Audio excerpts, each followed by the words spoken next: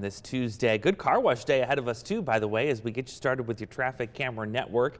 A couple of them closed yesterday. I kind of had to do a little scavenger hunt to get that done, but got a good opportunity to do that today as we see highs up to near 40 degrees, and looks like a good amount of the salt too is finally starting to come off of many of the roadways too, as the warmer air begins to work its way in.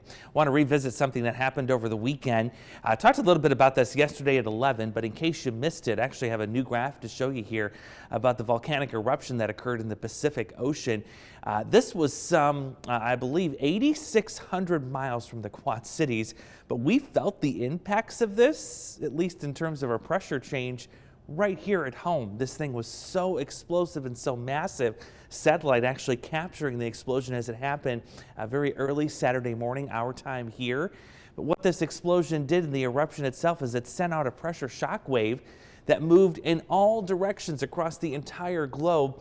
We actually saw that shock wave come through here in the Quad Cities twice. The first wave, as you can see on the map here, as it progressed from west to east, moved right through the Quad Cities here around 5 o'clock Saturday morning.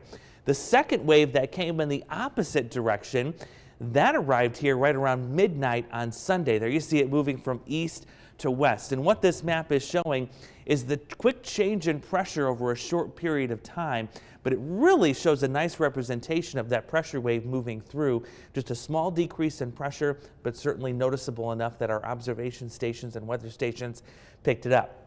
By the way, if you have a weather station at home that can plot the barometric pressure, go back to these two time frames and see if you can see a little bit of a jump or a sharp decrease in the pressure. I bet you can. I was actually able to see it on my personal one at my house in Geneseo. Really cool stuff there. Outside this morning, it's warm. We're back into the mid to upper 20s, and that sets the stage for an even warmer afternoon. Notice the feels like temperature, though. It's back. So the wind is going to be picking up as we go through the day. It puts just a slight chill in the air, but nothing too terrible. I think it's still a very nice day for the middle part of January. We're well on our way towards the upper 30s by noon, and then close to 40, I think, by this afternoon, with more sunshine expected than what we had yesterday.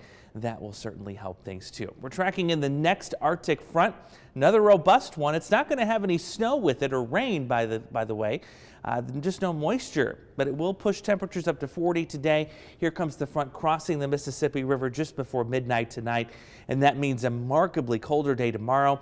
Still going to be some gusty winds with this, so highs in the teens, wind chills likely in the single digits through your Wednesday, and then those wind chills will push below zero as we go into Thursday morning, because temperatures will be falling into the single digits, even below zero to our north and to our west. It is short-lived though. We're not going to keep this around forever, thankfully. So we'll do 40 today.